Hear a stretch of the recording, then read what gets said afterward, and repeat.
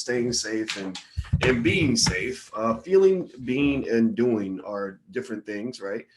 So I want you to be safe, and then I want you to do things to keep yourself safe, and then I want you to stay safe. So be safe, do safe, stay safe, something like that. Y'all know what I'm talking about. Y'all know that. Y'all get me. I hope y'all get me. I'm a weirdo. So anyway, I just got up and I decided to boost my immune system and sleep in and sleep.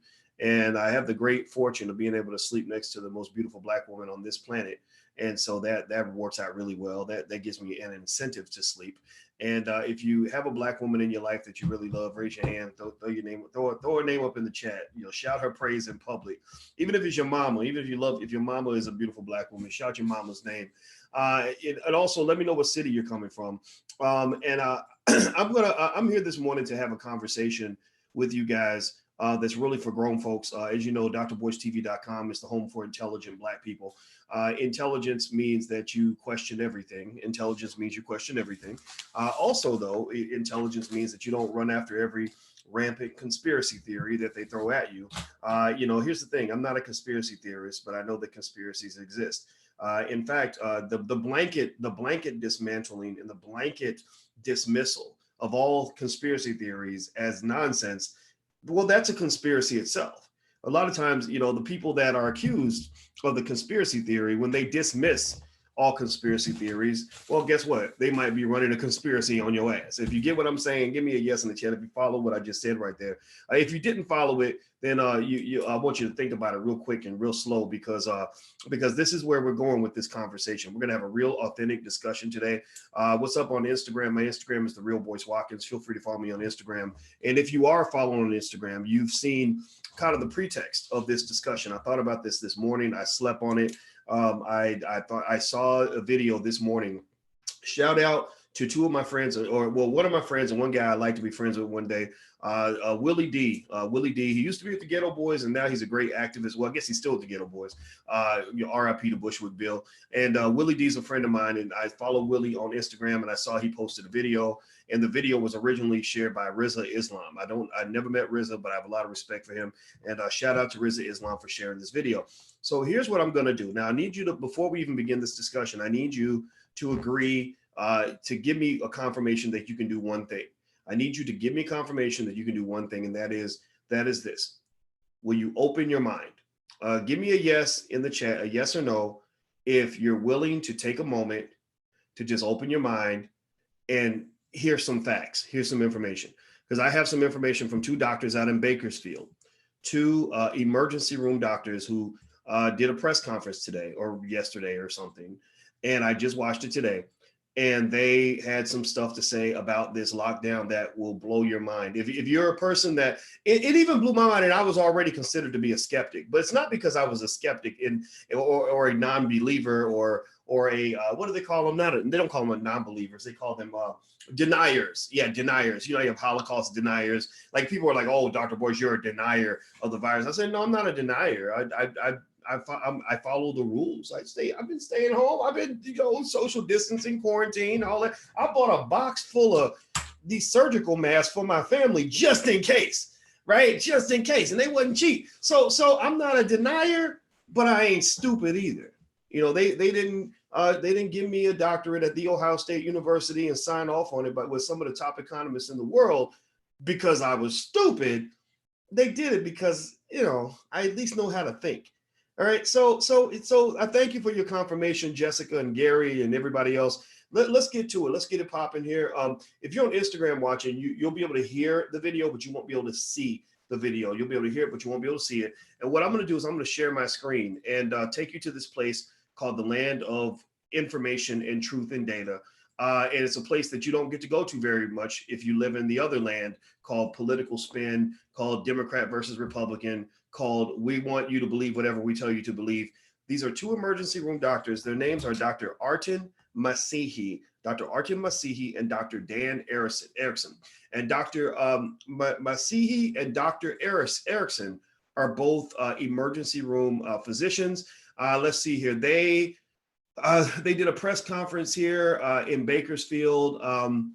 They are the co-owners of Accelerated Urgent Care in Bakersfield. In fact, let me read some of this in terms of their story, and then I'll show you their video, their press conference. I'll sped it up, and I'm gonna show you the video Rizza Islam shared, just so you guys can hear it, because some of y'all need to hear from white people before you actually consider that it might be true. So these guys are both white, so that'll give you some comfort if white folks give you more comfort. And so here's what they said. They said before COVID-19 was even detected in the United States, Dan Erickson, a former emergency room physician who now co-owns Accelerated Urgent Care in Bakersfield, he bought as many tests for the virus as he could. He took every precaution he could. He bought a bunch of tests. So he did something that a lot of doctors haven't done. He bought tons of tests. The government doesn't have enough tests. He apparently had a lot because he bought the tests back before it became an issue. So he knew it would be here eventually, and he wanted to be ready to test those who needed and wanted it. So that makes him smarter than President Trump, right? Because Trump and all of his scientific advisors, apparently they didn't know that this thing in China could eventually get to the US. Governor Cuomo, who's being cited as a hero, Andrew Cuomo out in New York, he wasn't ready. If you go back and you listen to Cuomo's statements about a month or two before he was screaming bloody murder and going crazy about what's happening in New York, he also was a person that didn't take any precautions. His top public health official literally encouraged people to get together in large groups. I don't know if y'all remember that, but go look it up. Just go find it. It's out there. So this doctor, Dr. Erickson, out of Bakersfield, California, took precautions. He prepared in advance. He said, if I stay ready, I ain't got to get ready. And so he got ready and he stayed ready. So he bought a bunch of tests and he tested thousands of people. He did something that very few places can do, which is test thousands of people. He and his business partner, Dr. Artin Masihi, say they have enough data to draw conclusions from COVID-19. So their message is clear. They say COVID-19 is more ubiquitous and less deadly than we think. It's similar to influenza, it's similar to the flu, and we should therefore reopen society and stop treating the situation like the lethal menace it was initially thought to be. Quote, 2 months ago, we didn't know this. So I'm bringing it to light now. So 2 months ago, he too was full of alarm, like a lot of us were. I was as well. Now, I'm not a physician. I'm not a medical doctor. My sister's a pathologist. She does autopsies, and she's kind of told me some things that the people in her space were saying. And but I'm not a medical doctor. But I remember when I heard about it, and I was a little bit concerned, very concerned actually, because I'm a quote unquote, I guess, kind of a public. You have like a few 100,000 followers on YouTube, on YouTube. Then you shake a lot of hands, you meet a lot of people. So I had just gone to Atlanta with Alicia, and I shook a ton of hands while I was there. Everywhere I go, I shake a lot of hands. So because I shake a lot of hands, I said I want to be safe. So I talked to my baby. I said, hey, why don't we just go quarantine, go kick it and chill for a minute, and get out of this? Just cancel everything and do what we're supposed to do. That's what we did. And here's what got me. I saw it when Idris Elba announced that he had it. I saw it when Tom Hanks announced that they had it, and his wife Rita Hayward. And then I saw a couple other celebrities, Rudy, what's his face, who plays for the Utah Jazz, and then another player on the Jazz got it. And so I was getting a little bit worried. I was kind of like, I wonder what's going to happen. So I just sat back and observed.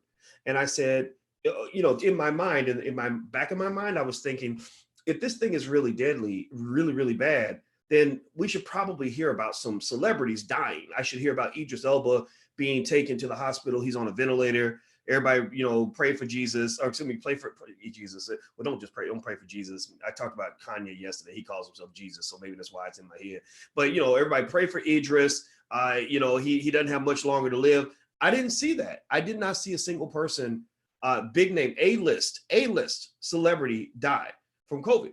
And that was surprising to me because, celebrities, if you've ever been around a celebrity, or if you are one, some of you are celebrities. I'm not a celebrity. I've been around a lot of celebrities, and a lot of people, there are people that know me. I can say in every city I go to, I get stopped on the street. So that's a different experience. So as a result, you're always shaking hands. You're always hugging people. You're always around people. So I figured the celebrities will be the first to die, because the celebrities and the politicians are around everybody. And really, I also thought Trump might die because Trump's old and fat and his immune system is probably as compromised as they come. And and he's meeting everybody. He's shaking everybody's hand, and he truly was a denier. Right? I wasn't a denier. I just was just a skeptic. He was a denier. He flat out was like, "This is no big deal." Blah blah blah. So I'm like, okay, well, at any moment he should be gone now. And and I would just encourage people not to celebrate too hard, because we don't want to celebrate something like that, right? You don't celebrate anybody's death, right? But it would kind of probably be like the scene of The Wiz. Remember when the evil witch died and all the people took off their clothes and started singing, "Can you feel a brand new day?" Right? Yeah, I can see that, right? But honestly, I'm gonna tell you the truth. I'm not a person who would ever celebrate if the president of the United States, went south. I just would. That just, because to me that's I don't celebrate death. I can't do that. So here's what.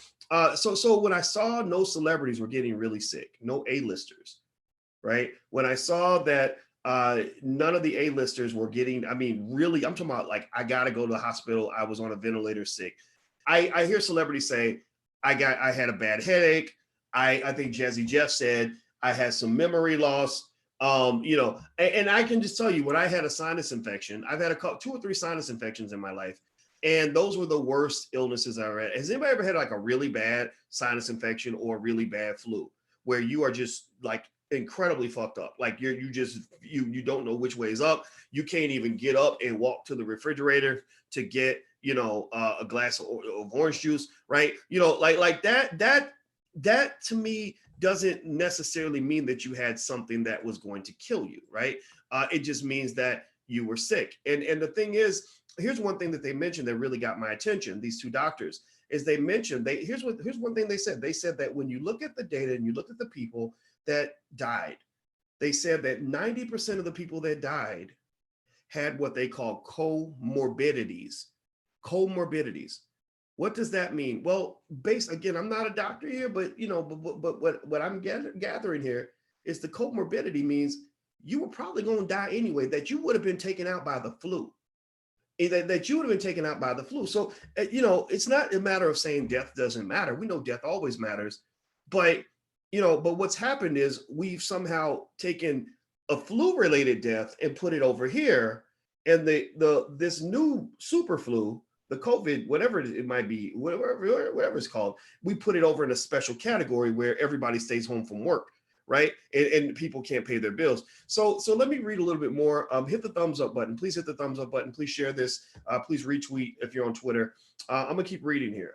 So they also said that after they tested thousands of people, they said that that this disease is more ubiquitous and less deadly than we think. It's similar to the flu, and therefore we should reopen society. They said 2 months ago we didn't know this, so we're bringing it to light now. Kern County Public Health Services spokeswoman Michelle Corson and an epidemiologist contacted by the Californian said they did not agree with the doctor's recommendation to end social distancing and immediately start reopening society. So listen to this. So I'm going to read between the lines on this a little bit. They said this is a mini headed hydra. It is unfortunate to boil this all down to it's just flu. Said Andrew Neumer, associate professor of public health at UC Irvine. There's no flu season that looks anything like New York does right now. And it's interesting. And I thought, and New York came to mind as well, because they did ask these doctors about New York. They said, well, what about New York? And one thing that they said that was really fascinating was they said, we've had this before with the flu. They said we've had times where the flu would overflow hospitals and overwhelm the hospitals and things like that. He said in New York, a lot of people are packed together. And he said that we know that this new virus is more contagious than the flu. So it's easier to catch it, but it's not necessarily more lethal. I think that's what they're saying, right? So they're saying that in New York, there's a higher likelihood this kind of thing's going to happen. Whereas, in a town where I live, where there's plenty of space and big yards and, and everybody can stay away from each other pretty easily, we don't have anything like that here, right? You go to the doctor, it's a normal day. You go to the grocery store, it's a normal day. The only difference is that there's more fear. People are wearing more masks. But in general, if you take away the man-made manifestations or the human reactions to what they think might possibly happen, if you take all that out, if people didn't know that it was out there, it would just be as normal of a day as you can imagine. So here's what they said. They said that they did 5,213 tests at 5 locations, which is more than half of the 9,197 tests done in the entire county. Of the 5,213, 340 tests were positive. So let's do some math here. I'm gonna pull up an online calculator. Some of y'all who don't like facts, data, and math are probably gonna get a little frustrated if you don't like numbers. You know, if you really kind of just want to believe a preconceived agenda, like if you're that much of a Republican that you want to believe whatever the Republicans told you on Fox News, this ain't the place for you. If you are that much of an addict of MSNBC and the Democrats, and you just believe anything they tell you, then shit, they let them go tell you to jump off a bridge and go jump, because I don't trust I don't trust most white people. I don't trust all politicians or most politicians, and I don't even trust a percentage of black people. I just don't. I get, because so many people are just full of crap. So many people have their emotional belief and they want that to be the truth, and they will defend anything that they can find that will support their false belief. That you gotta understand. I don't care if you are a Barack Obama guy or a hardcore Democrat. If you are that committed to your belief that you will reject all evidence that does not confirm your pre-existing belief, you are as disadvantaged. I'm not going to say stupid. I'm not going to call you stupid. So I'm going to call you disadvantaged. You are as disadvantaged as the toothless, raggedy ass hillbilly with a second grade education who believes Donald Trump is Jesus. Seriously, you are every bit as bad as the person who sits and watches Fox News on repeat and believes everything that they say. Because I've analyzed both of the networks, all the major networks. I've been on all the major networks. I've been on MSNBC dozens of times. I've been on Fox dozens of times. I've been on CNN dozens of times. And I can just tell you that they all have an agenda, and it should absolutely be insulting to any intelligent person that's in the room. That's why I reiterate to you very clearly, this is a platform for intelligent black people. So if you're not in that category, you definitely need to go, because this is going to hurt your feelings. So let's look at some of the math here. Okay, so 340 infections out of what was it, 5,213 tests. So let's see, 5,213. All right, that's so that's about a 6.5% infection rate. Okay, 6.5%. All right, 0.065. All right, let's write that down just so we can keep that in our head. So let's remember, infection does not mean that you're going to die, right? Infection, because I mean, again, if they think about this, here's what was so fascinating. When they told, this is another thing that had me cracking up. When they told me that anybody who appeared to have COVID when they died was going to be defined as having died of COVID, it not just tested positive. They say anybody who tests positive for COVID at the time of death will be defined as having died of COVID. If you appear to have the symptoms of somebody who had COVID when you died, you were going to be defined as having died from COVID. I said, man, that's crazy. Imagine if they did that with, like, I don't know, herpes. Like, imagine if every person that died was tested for herpes. And because I knew a doctor who tested for herpes. She said, oh, she said, that's everywhere. That's it. Like, a lot of people got it. They don't even know they got it. Imagine the rate of herpes death would like increase by 100,000%. Right? Or imagine, or if they did that with a cold, like he was sniffling and he had a cold when he died in the car crash. So we're going to write down that he died of a cold. That's crazy. So let me keep going. Let me read some of this. So the percentage of positive cases were assumed to represent the entire population of 900,000, which would mean that 58,000 people have had the virus in that one county alone, far more than the nearly 700 official confirmed. So they're saying that based on their data of testing 5,213 people, if you extrapolate that number, which I don't think that you have all the assumptions in place to do that, but if you did just sort of a straight extrapolation, that would mean that the number of people that have actually been exposed to the virus is much higher than the public health officials have recognized. A lot of that, in my opinion, is for two reasons. One, because they're not testing everybody. And number two, a lot of people have it and they get a little sick. They have a few, sniffles. They do what I would probably do, which is I'd stay in the bed. Alicia would bring me chicken soup and hot toddies for about 3 days, and I'd be watching a lot of Netflix, and then I'd be fine on day 3. And then there are also a lot of people that don't have any symptoms at all. I read a story about a black family, where that virus went through the entire family. Everybody in the family had it, and nobody knew that they had it because most of them didn't have any symptoms. And then the ones that did have symptoms And the father was the oldest one in the house. He, like a lot of black men, I think had some issues, maybe some high blood pressure, maybe some diabetes, and he started showing more symptoms. So they took him to the doctor, tested him, found out that he had it, and then they tested everybody else, found out everybody else had it, and didn't even know it. So anyway, let me keep reading here. Let me get back here.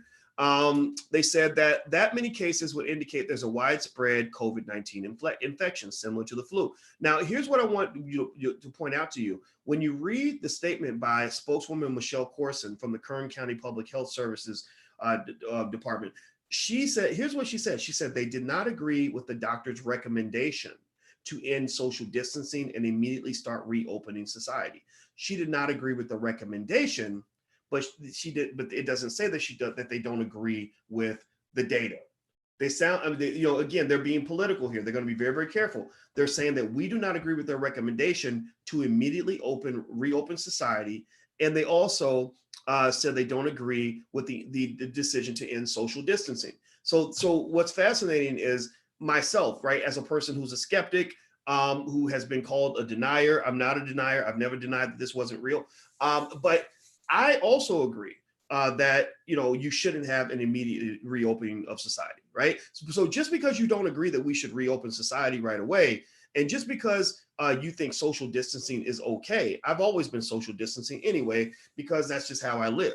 When I'm around people, I'm around people. When I'm not, I'm at home. I'm pretty much social distance as a general condition.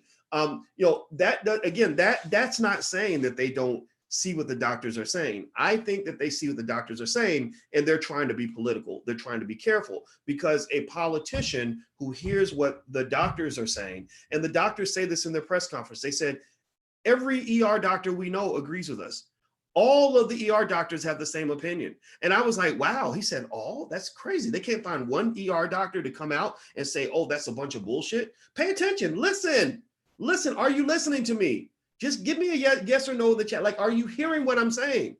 Do you understand that it's how fascinating that is, that they can't find one scientist? They can't go to Harvard or Yale or Stanford or Johns Hopkins and find any doctors that will dispute what they're saying, that will come out and say, no, this is terrible. We're all going to die. This is I think that's really fascinating.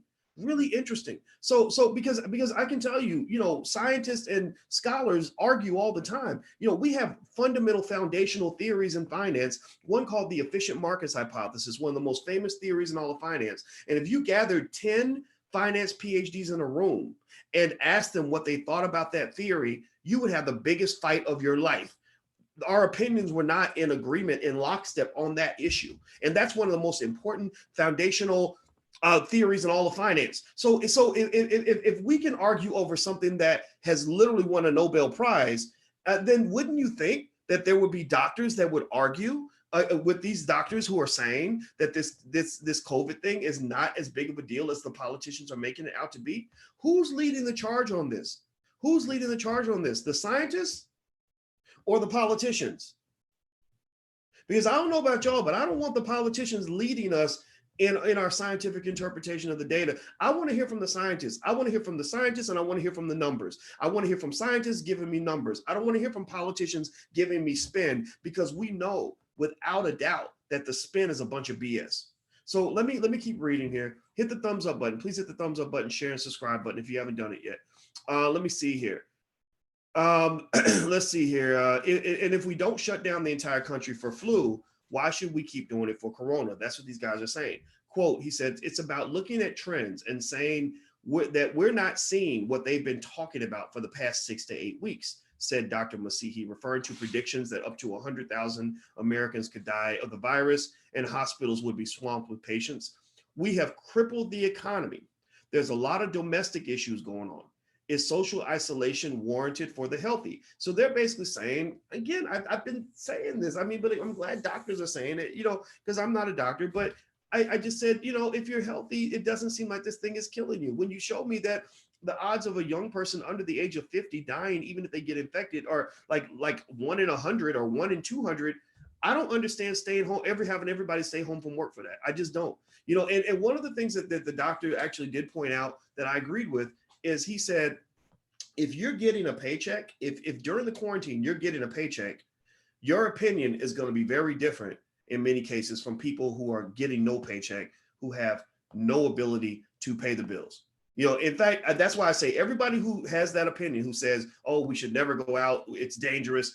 Okay, if you, however you're surviving, wherever you're getting your money from, we're going to take the money out of your bank account and we're going to give it to a family that's going to go out here and put their lives on the line in your mind and go out and do the work. And we're going to see if your opinion changes if we take away your money. Now, you said research Sweden. That's an excellent point. So here's what they pointed out. They did bring up this during the press conference. They said, what about social distancing? Maybe your results are showing that social distancing is working. That, because I knew they were going to say that. I said the Democrats are probably going to say, oh, social distancing was working so well, it worked better than we thought, and we kept the country safe because that's why, we prevented a crisis, right? And so here's what they did. Here's what they did. Pay attention now. They went out and they studied two countries, Norway and Sweden. Norway locked it down. Norway did a full lockdown like we did in the United States. Sweden did not. Sweden went after what they call herd immunity, where they just said, you know what, let's just keep on living life. It's unfortunate that a few people are going to die, but people die every year from the flu, and death is a part of life. So we're just going to, keep living life as we've lived it before. They said that, pay attention now, there was no statistically significant difference between Norway and Sweden. They said there was no statistically significant difference in the death rates of the country that had a full lockdown and the country that had no lockdown. And we know that, one of the things I've also heard is that, well, if you let the healthy people go out, they can get it and they can give it to the more vulnerable. Well, the same thing can happen with the flu. If you got an 85-year-old grandfather who's in hospice or who's in, a nursing home, which a lot of people go to nursing homes because they're so sick that their families can't take care of them, and you got the flu, don't go see granddaddy and shake his hand. Don't go give grandma a kiss in the nursing home when you got the flu, because grandma might not be able to make it through the flu just like you could. So let's just keep it 100. Like, any type of virus can take out somebody who is old and vulnerable and unhealthy. And so what a lot of people are pointing out are examples of young, healthy people that, that have died from that virus. And my heart goes out to them. It really does. But every single year you can point out babies that died from the flu. Every single year you can point out healthy teenagers who got the flu and died. Every year you can point out college athletes who got the flu and died. So at the end of the day, I'm telling people to look at the data. Look at the damn data. If you're not looking at the data, then I'm sorry. I'm going to have to say, people who don't look at the numbers and who don't listen to the scientists, those are not the smart people in our society, right? So if you think that listening to your favorite politician exceeds the importance of looking at actual facts and data from scientists, then I can't help you. You're too stupid to be on this channel. You should go to a channel where they're going to feed you whatever lie they can. Let's just hope that they don't tell you something that's going to kill you, because that's what they're going to do. They're definitely going to kill you and keep you broke if you keep on letting other people guide you through your life. You got to learn to think for yourself. So using the same calculation, Erickson estimates that 12% of the population statewide, or 4.7 million Californians, have already had COVID, with about 1,400 deaths so far. They said that the statewide death rate is about 0.03%. Does that low death rate necessitate sheltering in place? He said.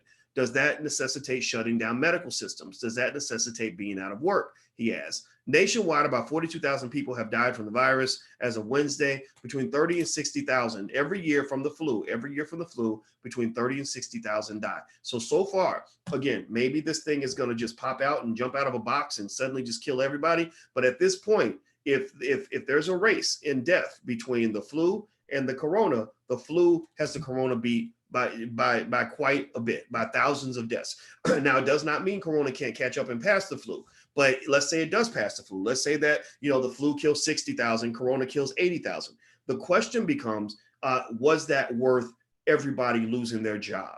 Was that worth putting 20-something million people out of work? Was that worth all the suicides that are going to happen from people losing their homes and being financially devastated? Was that worth all the murders and carjackings that are going to happen when people realize that they got to find a way to feed their kids and they're willing to do anything to get it done? Was that worth all the depression and all the other health issues that come from the social isolation? Was that worth the fact that the fear itself actually weakens your immune system, which can make you vulnerable to any virus that you catch. So you catch the flu, you're old and you're not healthy already, and you're scared half to death. Well, guess what? Your immune system weakens because of that. So then you're more susceptible to death from anything.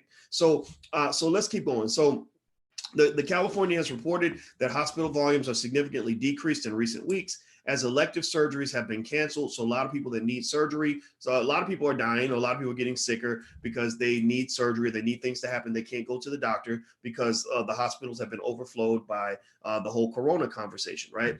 Let's see here. And many people are staying home for fear of contracting COVID. So you have sick people who have cancer or need, serious surgeries or whatever, who are not going to the doctor because they're afraid, oh my God, I'm already sick. If I go to the doctor, I can catch COVID and then I can die from COVID. So some of those people are dying too. Erickson wondered what could happen when the economy reopens and people begin flooding into hospitals that have reduced their staffs. He said local leaders and colleagues of his here and across the country are reporting increased incidents of child molestation and domestic violence while people are at home. And suicides are also spiking. He also noted a contradiction between allowing people to shop at Costco and Home Depot, but not allowing them to go to church. Quote, if you're going to dance on someone's constitutional rights, you better have a good reason. You better have a really good reason, not just a theory. The data is showing us that it's time to lift the stay-at-home order so that we don't lift them. What's the reason?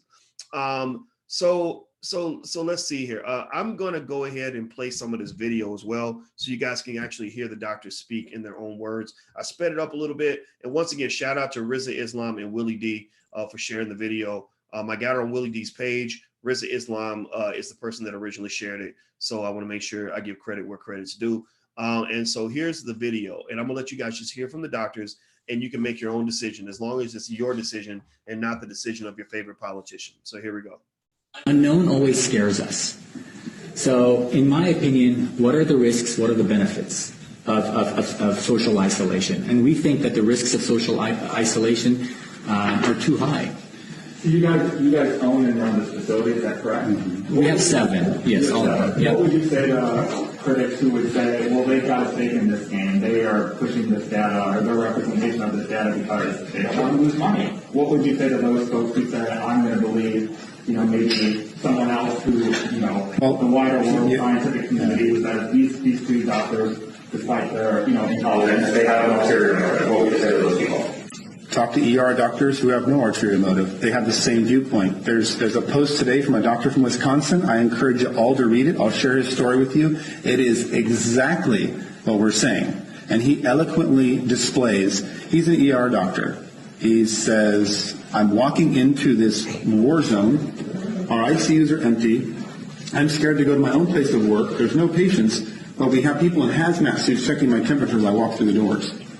He's like, something else is going on here. This is not about science, and it's not even about COVID. When they use the word safe, if you listen to the word safe, that's about controlling you. So when I talk to all my ER doctors who work in a hospital, no stake in the game, same opinion. That's how I'll answer your question. We all have the same opinion. So then you say that the hospitals are losing money right now, most of them. But at the same time, you said earlier that doctors are feeling pressure from hospital administrations to put COVID down as a reason of death, which would presumably instill more fear in people. Doesn't that go against that whole line of thought? Why would they do that if it was going to cause more fear and cause them to lose more money? Exactly.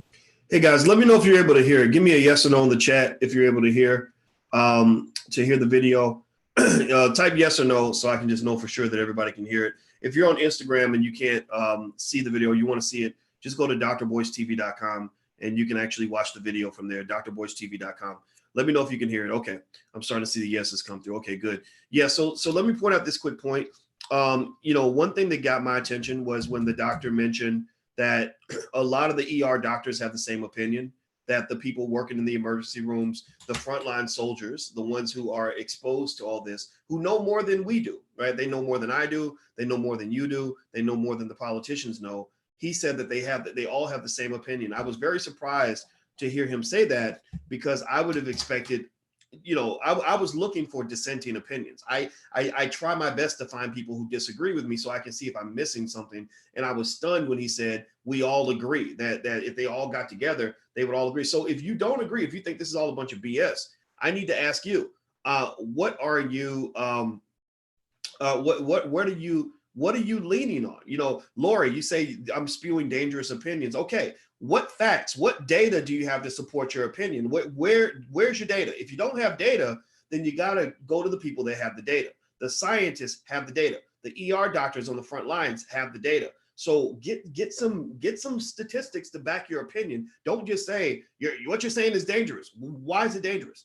I think it's more dangerous to tell somebody to stay home and lose their job and put their family on the street than it is to get facts and information. Okay. The other thing that he mentioned is money. You guys know, as a financial expert, I follow the money too.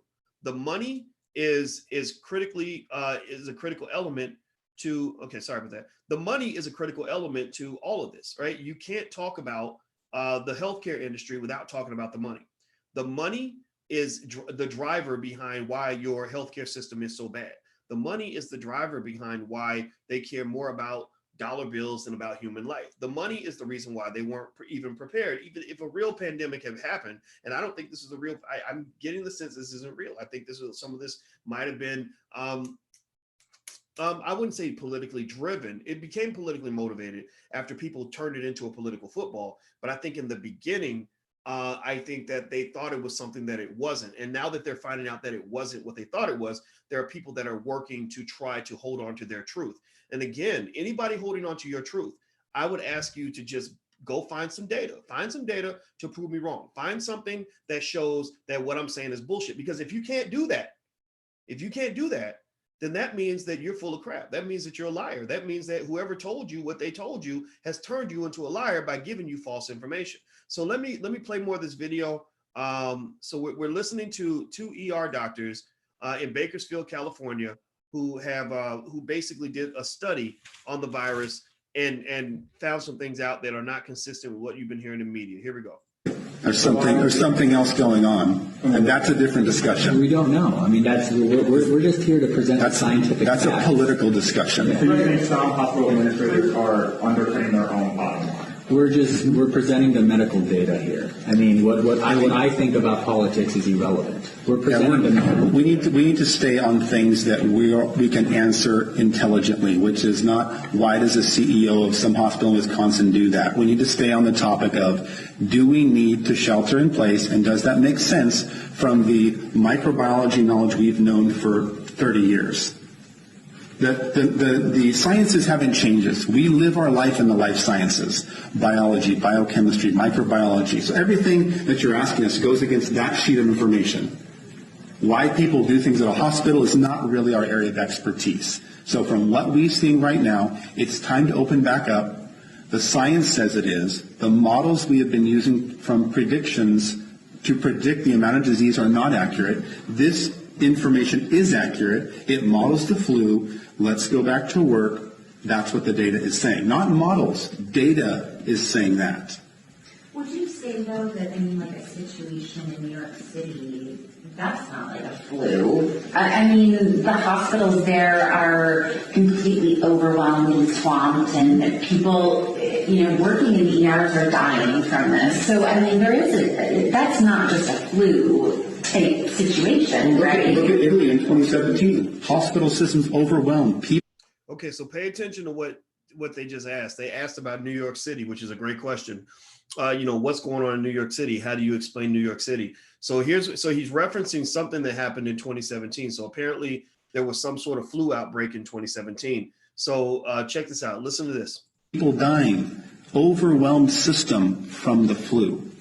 This happens from the flu. If you've been working in the ERs, I've seen multiple people, hallways full, people dying, news media there, stories going on from the flu. This does happen.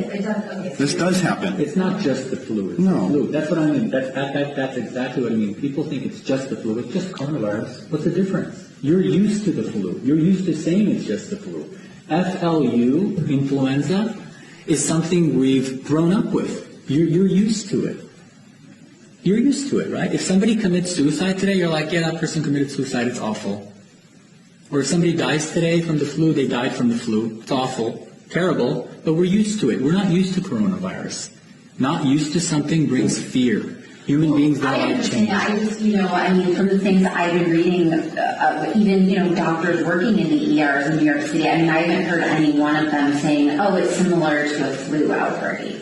I mean, they were pretty impacted by swine flu in New York City, but I haven't heard anybody really say, oh, it's just like swine flu was. I mean, have you? They're getting hit hard. They're a hot zone. And we don't ride subways with, 1,000 people in a small car. They're this close. They had reasons for the disease. And coronavirus is shown to be very contagious. Let's be clear. It is contagious. We're not saying it's not. It may even be, from what I've read, more contagious and spread more rapid. But the actual cause of death and the disease cycle is similar to what we're seeing from the flu, with more of a respiratory component. And they were screaming for ventilators. What percent of people die on ventilators? 80, 90%? Once you're on a ventilator, if you understand, you're in a bad shape. And they're screaming for 30,000 ventilators that they didn't use, right? They're screaming for a lot of things. 30,000, they used 5. How many 100% over did they order? How many hundreds of millions of dollars? Entire companies, GM, were forced to switch their production lines. For what? I'm saying the secondary causes of what we're seeing, oil shutdown. We have predictable negatives from. Okay. So I'm going to jump in real quick on something that they mentioned that I want to point your attention to. They talked about this issue with ventilators. They mentioned that in the beginning, they were screaming for 30,000 ventilators. They said, we're going to need 30,000 ventilators. And they used 5. Now, I don't know if he was talking about for the whole country or just for New York. And he said, so the number of ventilators they said we were going to need, we actually only needed about 1/6 of that number. Doesn't mean that you don't engage in overkill. That's fine. But again, it feeds to that basic point that I've been making to you, that there was an overreaction. There was an overreaction. Can we at least agree that thus far, based on the data, that the results have not matched, have not come close to the predictions? There were lots of predictions of doom and gloom. There were predictions that so many people are going to die. Even Andrew Cuomo, the governor of New York, was basically saying leaving your house is similar to death, or it's going to be death. And I didn't like that. I felt like that was a lot of fear mongering. And one thing they mentioned also about ventilators is they said, I like hearing from the doctors. I love hearing from the people that know what the hell they're talking about. They said the ventilator, you get on a ventilator, it ain't looking good for you. You get on a ventilator, you have an 80 to 90% chance of dying once they put you on the ventilator. Is, unfortunately, it seems, the place that, you take people when they're about to die. You put them on a ventilator when that's the last resort. So, so effectively, what it seems like they're talking about is, they're talking about the disease cycle. They're talking about cause of death. And they're just breaking down these scientific terms in a way where I think the smart people now people, the masses, can do what they want. People that, the sheep or people that follow politicians can do whatever they want. But I'm going to tell you that those who are smart, I'm always a believer that smart Black people are the canaries in the mine. Some Black folks are not. Some Black folks are just followers, right? And that's fine. But the smart Black people are the canaries in the mine. And my goal is to share with you what I'm seeing in hopes that it'll help you see what you need to see in order for you and your family to be safe and successful.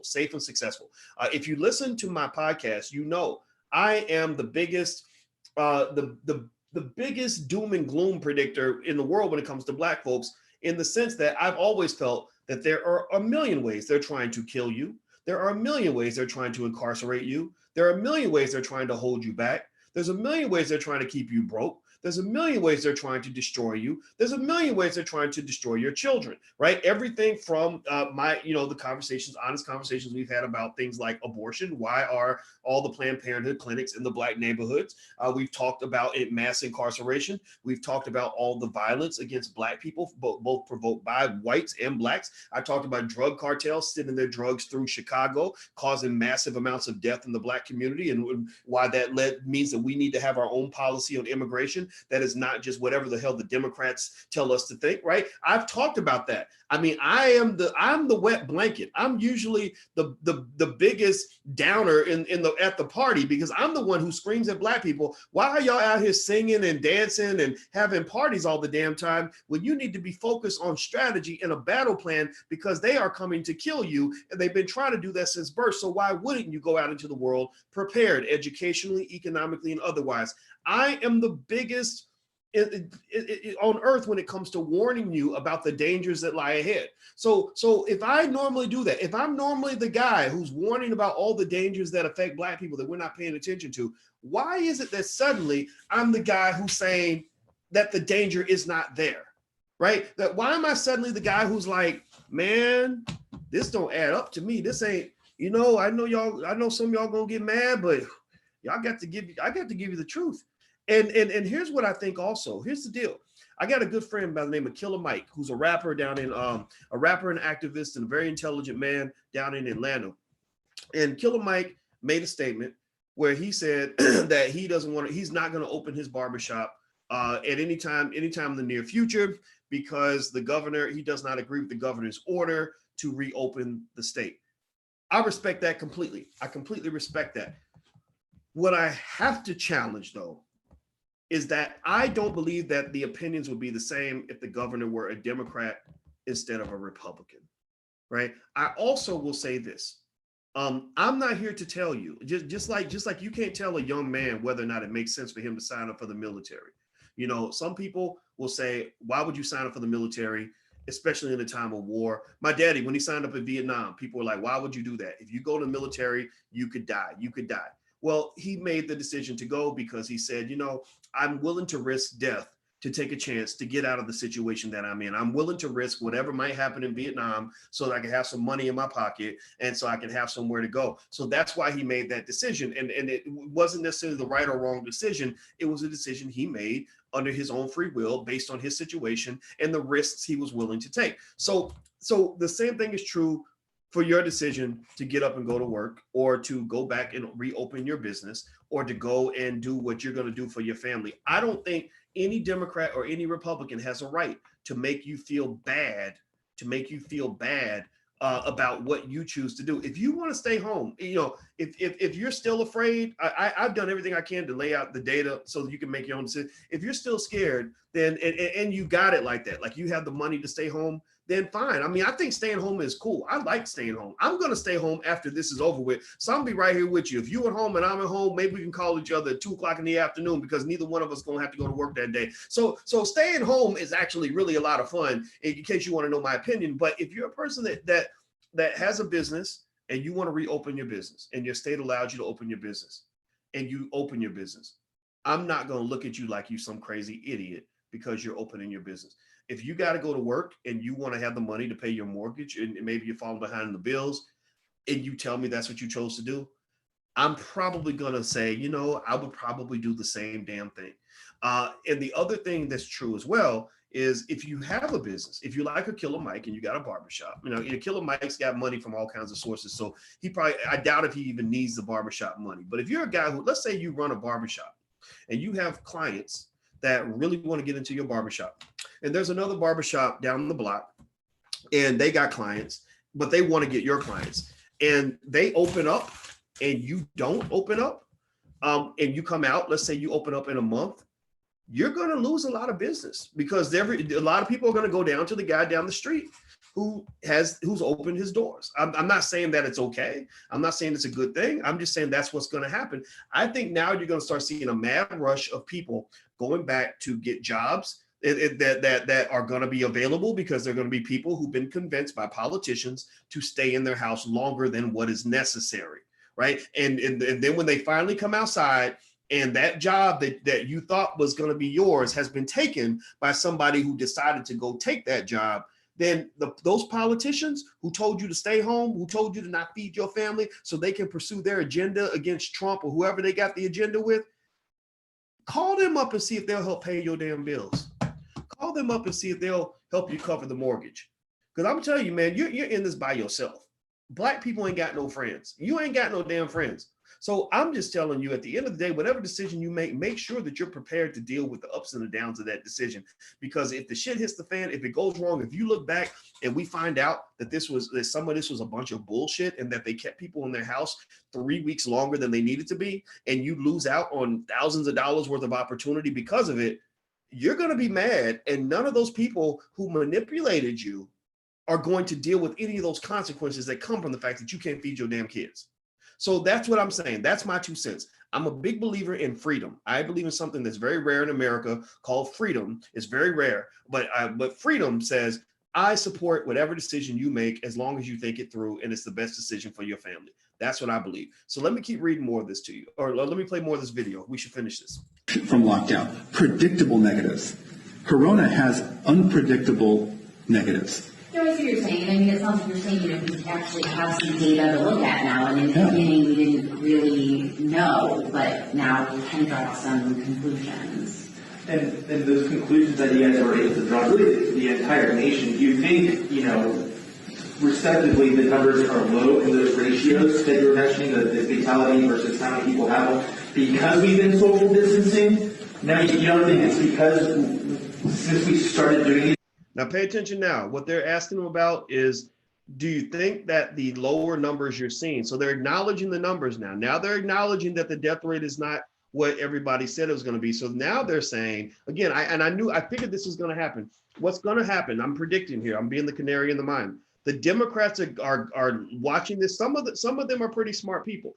They're going to look at this and say, oh my God, we overreacted. How are we going to cover our shit? So the way they're going to cover their ass, pay attention now, is they're going to start saying, social distancing worked, y'all. It worked. It was great. It was great, right? That's what's going to happen. So they're asking him now, do you think social distancing is the reason that your numbers have been low? So listen to their response. It's very interesting. That those models that Harvard County Health shows how effective social distancing is, that's all false. But that's why we went over Sweden and Norway. We went over Sweden and Norway because you have lockdown, no lockdown. Sweden, no lockdown. Norway, lockdown.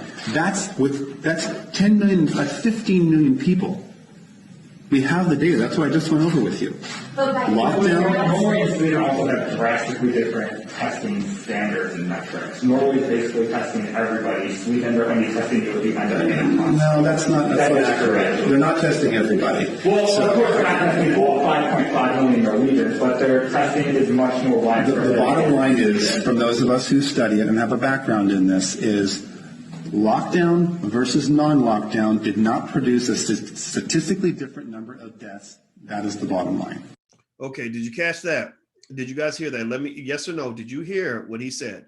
He said in Norway, where they had a lockdown, and in Sweden, where they had no lockdown, there was not, as statisticians call, a statistically significant difference. There was not a statistically significant difference in the number of deaths between Norway and Sweden, or I don't know if they're talking about the number of deaths or the mortality rate, but they're saying, and these are guys who studied this, these are guys who did the science, and they also, they challenged the entire profession and basically said, none of the ER doctors disagree with us. All of them agree with us. So that makes me say, okay, where are the doctors who disagree? Why are they not speaking out? Show me, email me. My email is boyce@boycewatkins.com. I need y'all to email me video press conferences or articles written by ER doctors, frontline people. These are the frontline heroes that are out here fighting this virus.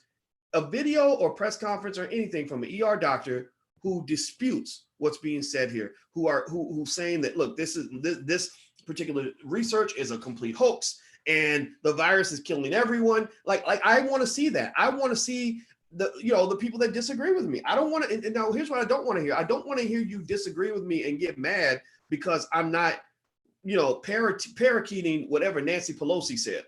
I think that makes you stupid. I'm sorry. If you're reciting what the Democrats have been telling you on MSNBC, that makes you stupid. If you're reciting what the Republicans said, that makes you stupid.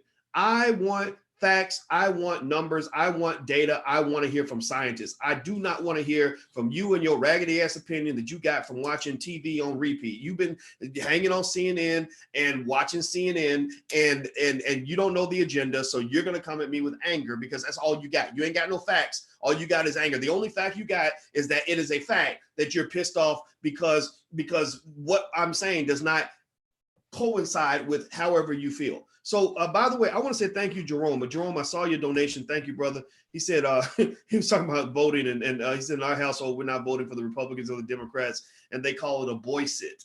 So I guess they call it a black sit. Some people call it a black sit. They call it a boy sit. That's pretty funny. Well, I'm not telling you what to do though. Just so you know, I'm not telling anybody who to vote for, who not to vote for. I want to make that 100% clear. I'm a believer in freedom, and freedom means you make your own decision. Those who disagree with me are not believers in freedom. Anybody who tells you that freedom for Black people means that we're going to pressure the shit out of you and ostracize you because you didn't vote for the politician we wanted you to vote for, those are not people who believe in your freedom. Those are people who, that's like when, you know what it is? It's almost like when Tupac got bailed out of jail by Suge Knight, and Suge Knight said, I'm going to give you your freedom.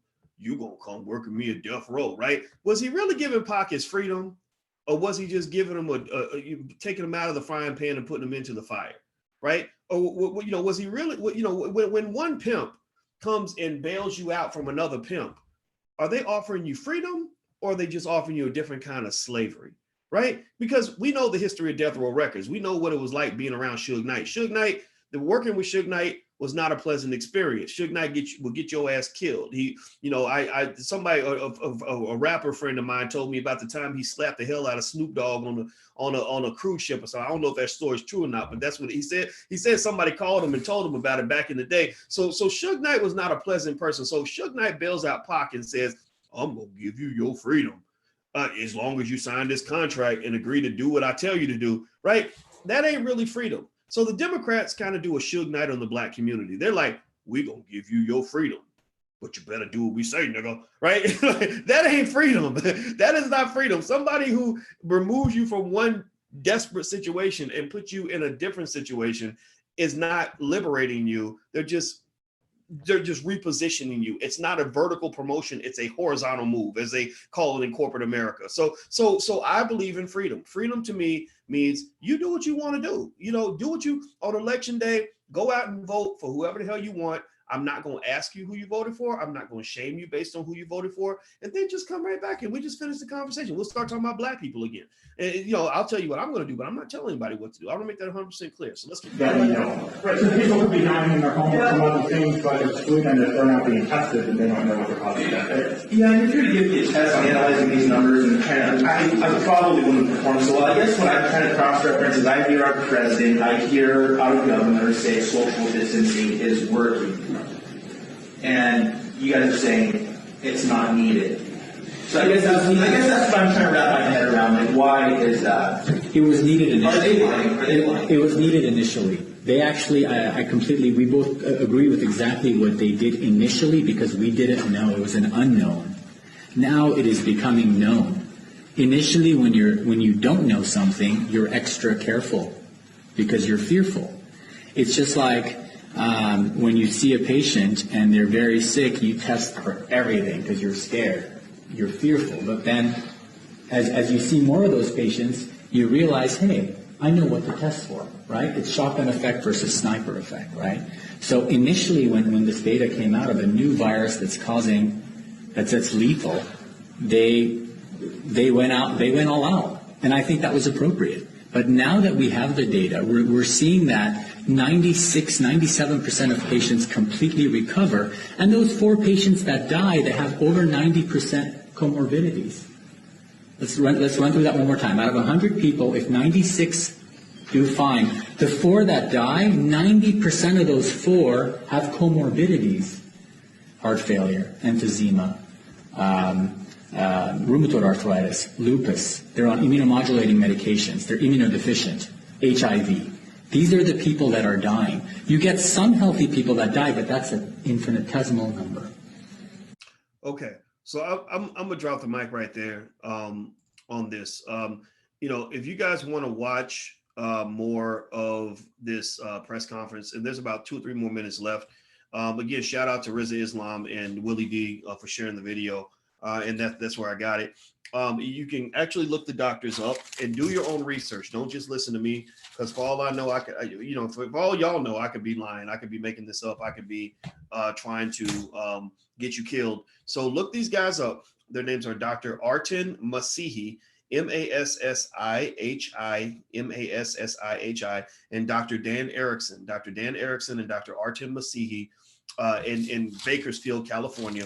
They did research on the COVID situation and basically have concluded that the mortality rates and all this stuff that it mimics a lot of what they see with the flu. And also the last point that was really interesting was they asked them about social distancing, and they're saying, so are you saying that social distancing isn't necessary? I love the fact that they said, no, social distancing was necessary in the beginning. It was, I've also always made 100% clear that I've been social distancing since the beginning of this thing. I was in Atlanta with Andre C. Hatchett, and Alicia was there, and I said, let's keep the family safe. Let's go home. Let's quarantine. Let's do what we're supposed to do. Cancel all events. We even moved our wedding back a year. We did all kinds of stuff. I mean, we canceled a lot of everything because we didn't know what we were dealing with. But the thing is, there's a type of courage that you have to keep questioning things, keep observing things. Don't let people control what you think without providing evidence and proof of what they're trying to convince you of. And so what they said was that after they did all their studies, after they took all the precautions and did social distancing and bought all these test kits, they went through the test kits and they said, my God, I understand why people thought it was one thing, but it turns out that it's another thing. And I saw Dr. Rashid Buttar. I don't know him. I know you mentioned the interview. I did watch that interview. I suggest people look at it.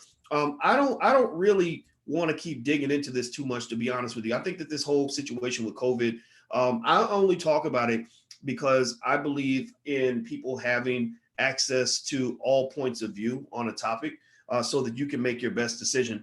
And so one of the things that they mentioned about COVID that I thought was really interesting as well is they said that that it has a 90% comorbidity rate.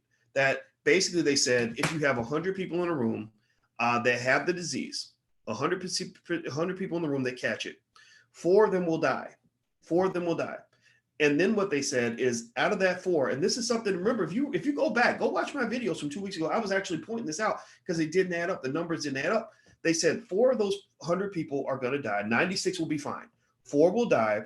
And out of the 4 that die, they have 90% comorbidity, meaning that they could have been taken out by the flu.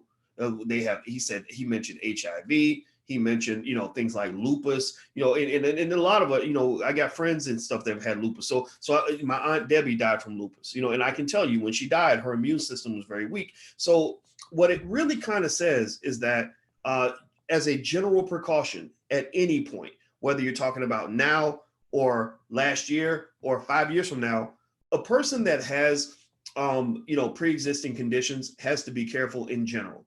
If you have pre-existing conditions, if you're 85 years old and you've got diabetes and or heart disease or HIV or whatever, you have to be careful because a lot of viruses can take you out. What they are also saying, though, is that you can't shut down all of society because of something that isn't proven to be more lethal than the flu. Because what's going to happen is that the cure will be worse than the original diagnosis. The cure will be worse than the disease. I've heard people say that, and I never said that because I wanted to be careful before I said it. But if you look at what's happening, first of all, this economic devastation is going to affect you for years. This ain't about supporting capitalism. This is about supporting people that have jobs. It's about supporting people that want to feed their families. So get off that whole capitalism, socialism bullshit. That's what those politicians feed you. They, when they talk about Ocasio-Cortez or the other guy on the other side, Mitch McConnell, they're all into the big business thing and these bigger views of socialism and capitalism. And people are starting to use this as a political animal. They're starting to spin the conversation into pre-existing agendas, right? They're starting, the left is starting to spin it into conversations about, fair wages, and raising the minimum wage. And I think all that's great, right? And the Republicans are pushing into issues about supporting big business and giving big $10 million loans to companies that don't need the money. Like that's what's going on. What's going on is the politicians are very strategic. And the politicians have got to the point where they're like, okay, now that we've got people's emotions under our control, now that we're controlling their emotions, let's use this emotional energy to pass the legislation that we want to push. Back in the 1980s, there was this Republican prick in office by the name of Ronald Reagan.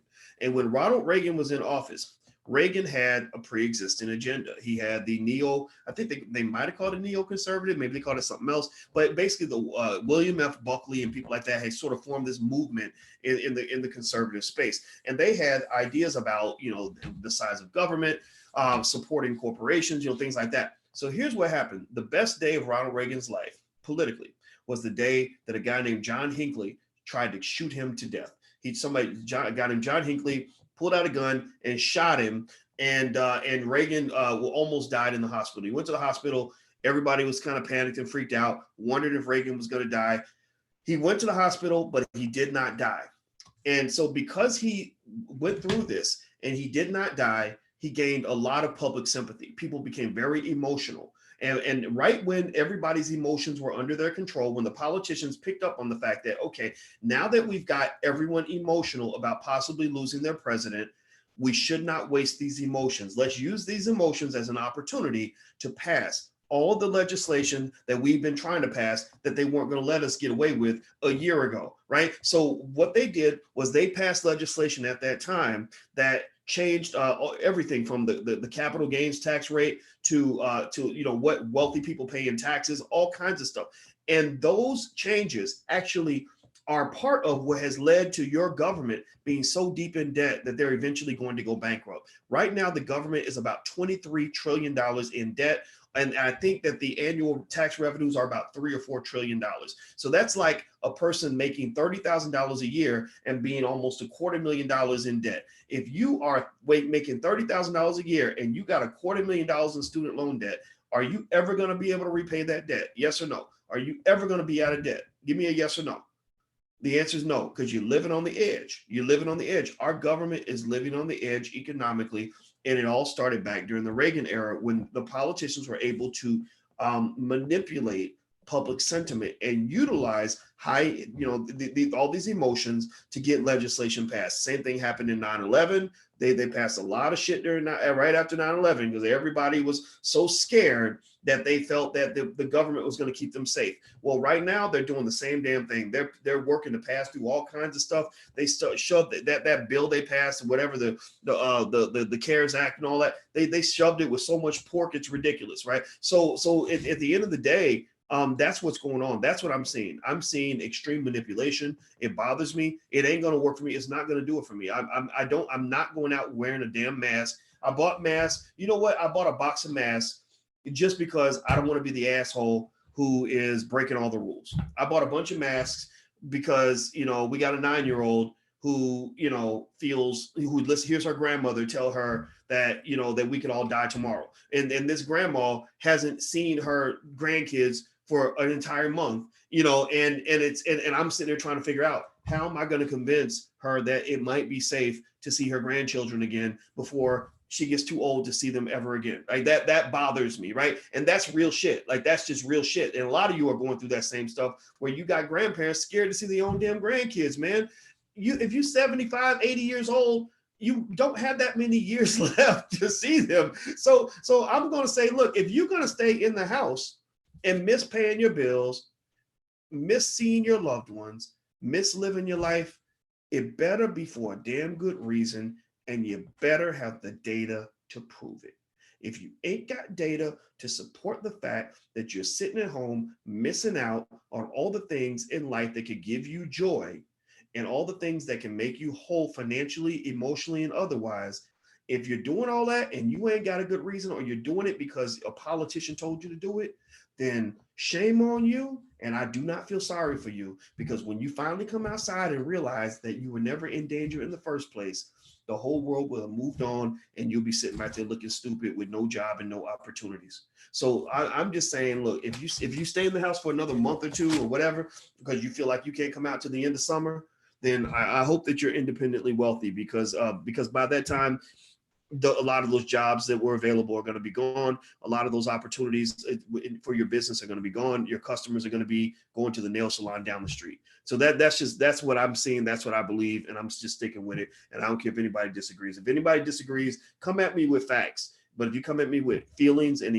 opinions, I honestly, I'm going to admit to you, I'm honestly going to ignore you, because opinions and feelings, that screws Black people up. You know, it's just I get tired of us reacting to emotional things as opposed to reacting to actual data.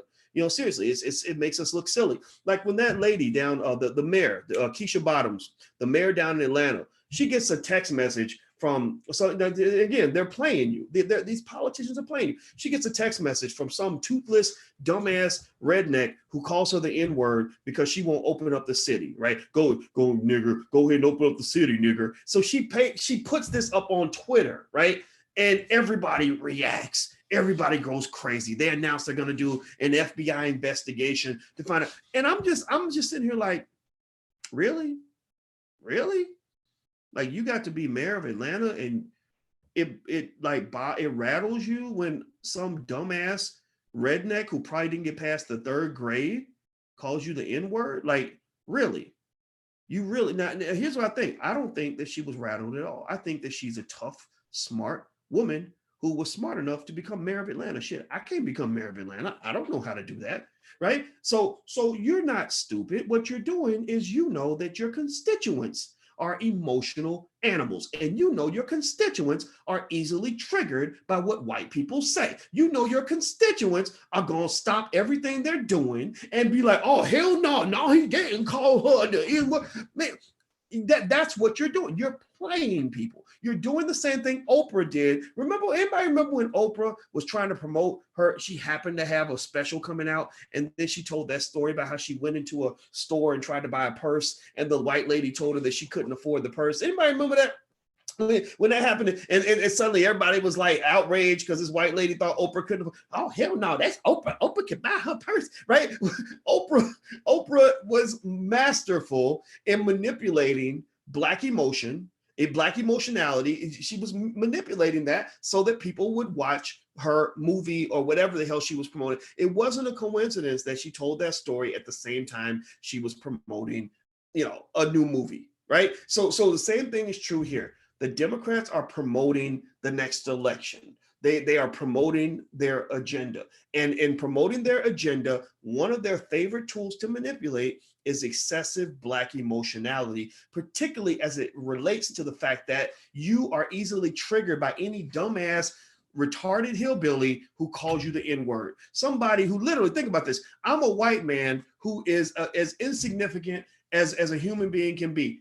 I worked down at the local Dunkin' Donuts, and I got to the 4th grade in school, and I got one tooth in my mouth because I smoked so much meth, and I want to get attention. All I do is I call Black people the N-word, and suddenly all of them are going to pay attention to me. I'm going to be in the news. They're all going to react to me. They're all going to stop what they're doing just so they can come and tell me off. And literally, it's the dumbest thing in the world to me. So I'm just going to say this. I'm going to tell you, this is my opinion, Black people. Maybe I sound insensitive saying this.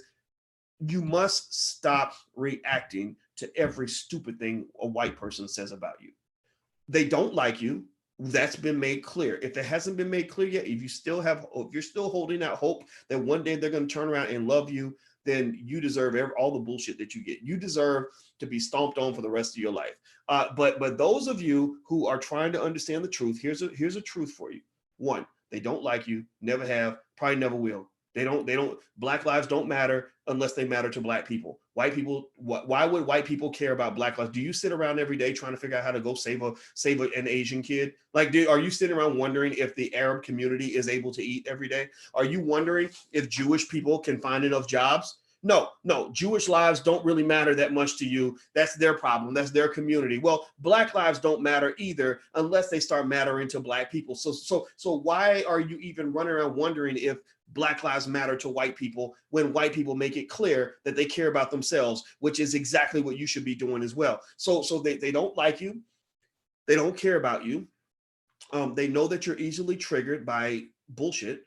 So if I'm a white guy and I really want to control Black people, what I do is I just say, I can call them a name. I can call them the N-word, and they'll just stop doing whatever they're doing so they can sit back and be mad at me. Right. So I'm going to just sum it up here because it's time for us to go. I think that you're being played. I really do. I think that the Democrats and Republicans are both playing their base. I think that going back to the key point, I think looking at data and data coming from scientists is what matters. If anybody disagrees with me, I challenge you, find a group of ER doctors who disagree with everything that I laid out in this podcast, who disagree with what the studies have shown for these doctors. You're not going to find people who are going to disagree with what the rules say. They're not going to disagree necessarily with social distancing and quarantine and all this stuff for a while, right? Because we all want to follow the rules. Nobody wants to be out here just being the asshole that doesn't respect the system. But at the same time, there's a point where you have to be able to think for yourself. And that's what I'm telling you guys to do. And so that's it. I'm done. I don't have anything else to say. Hit the thumbs up button, hit the share button, hit the subscribe button. And I hope this conversation helped a lot of you. And I can only say from the bottom of my heart that I'm doing everything I can to be as honest as I can possibly be. I don't believe this stuff anymore. I do not feel like I'm in danger anymore. I'm not going to go to the grocery store and wash down the groceries when that come through the door anymore. I'm not going to wear a mask at all. I never wore a mask. I never will. And when we have an event, when I finally start doing stuff in public again, which is going to be in a few months, because I don't want to be, I'm not rushing anything. I'm going to hug every single one of you. I'm going to shake every single one of your hands, and I'm not going to be scared to do any of that because I'm not going to miss out on living because I'm running around so scared to die. You're going to die at some point anyway. The question for me is, did you ever get a chance to live, or did you spend your whole life in fear? Do not let fear drive your decision-making. Make your own decision, but do not make that decision out of fear because you will miss out on everything that is beautiful about being alive on this earth. That's my 2 cents. I got to go, guys. Hit the thumbs up button, hit the share button. If you want to follow me on Instagram, go to The Real Boyce Watkins, and also Twitter, Dr. Boyce Watkins 1, Dr. Boyce Watkins 1. And last but not least, if you want to learn to buy your first share of stock, there's a free training at firstshareofstock.com. That's firstshareofstock.com. So take care, guys. Have a good day. Thank you for listening. Talk to you soon. Peace.